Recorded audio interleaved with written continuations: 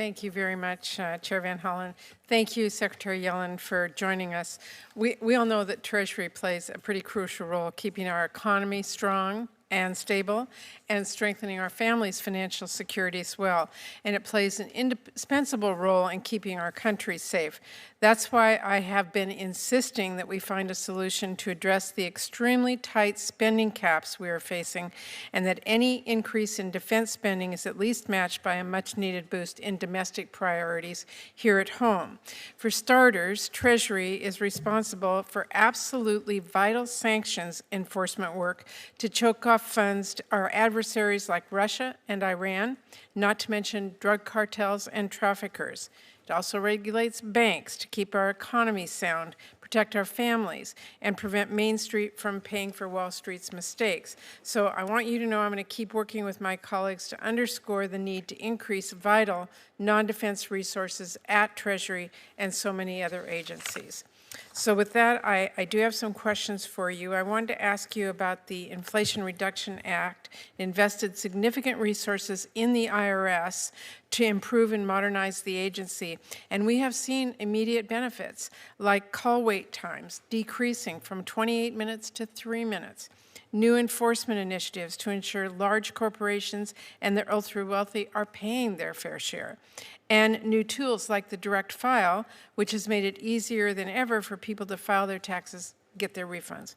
Nearly 14,000 people in Washington State used direct file for their taxes this year, and I'm really excited that the IRS is going to be expanding it to all 50 states next year.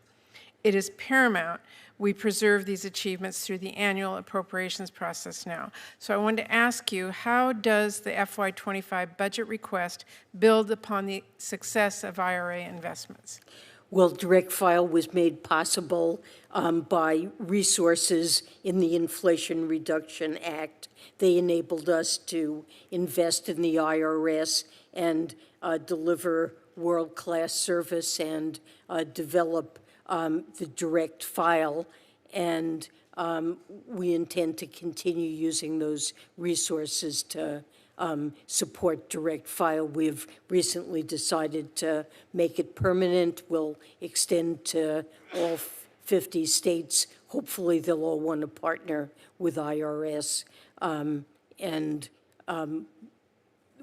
those resources will be critical to covering the cost. Does your budget request enable you to be able to expand it to all 50 states? Yes, in the sense the request includes both an appropriation, annual appropriations, and also an increase in mandatory funding for the IRS, and that combination would enable us to do that. Okay, very good.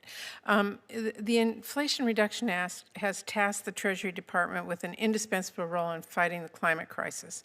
That law included a suite of clean energy tax credits, including the 45V for the production of clean hydrogen. Now, unfortunately, your proposed 45V rulemaking has thrown up some major roadblocks, which a vast coalition, including states, industry, labor have made very clear they're not workable. Washington State is home to one of the cleanest grids and some of the strongest state climate legislation in the country, and is already seeing some of the investments put on hold as a result of the proposed rule. It is no exaggeration to say that getting this rulemaking right may deliver tens of thousands of high-wage jobs while reducing emissions. So I want to ask you how you plan to address the concerns you're hearing and make sure that the final 45V rule helps rather than hinders the development of clean hydrogen projects. Thank you for that question. We've heard a great deal of input on the issue of hydrogen hubs. We asked for input when we issued proposed regulations on how we could identify circumstances where there's minimal risk of significant induced grid emissions. And one of the issues there is how to take account of state policies. And so we have received input, and we're going to take that input into account as we revise the regulation. Okay, so can you assure me when the final regulation comes out, we will see a better regulation to make sure our states can actually use these investments? We will certainly try to address this issue. Okay, I will look forward to seeing that. It's really critical for our hydrogen hub. I hear you. 2 years ago, I helped pass a sweeping bipartisan retirement bill, Secure 2.0 Act.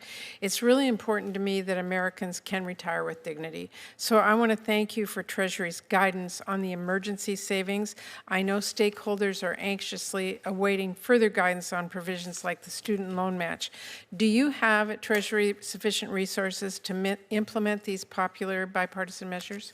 Yes, we do, and we appreciate the support that you provided us this fiscal year, and we don't need additional resources. This is something we're going to get done. Okay, very good. And finally, in the American Rescue Plan, Democrats expanded the child tax credit and lifted 5.3 million people out of poverty. That expansion nearly cut child poverty rates in half from the previous year, but that progress is being reversed with the expiration now of the CTC. I helped reintroduce that child care tax credit, which would expand and make it permanent. Can you talk about the immediate and long-term benefits expanding the CTC would have on working and middle-class families? Well, I think it would be dramatic, and as you pointed out, in 2021, CTC is credited with having, it's the leading driver behind a 46% reduction in child poverty. There were record lows in Black, Hispanic, and Native American and Asian and white child poverty.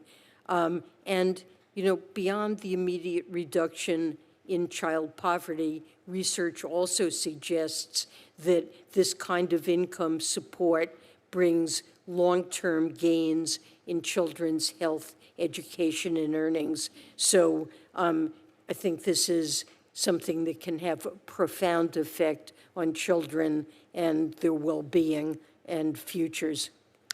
Talk a little bit about how the president's budget request addresses child poverty.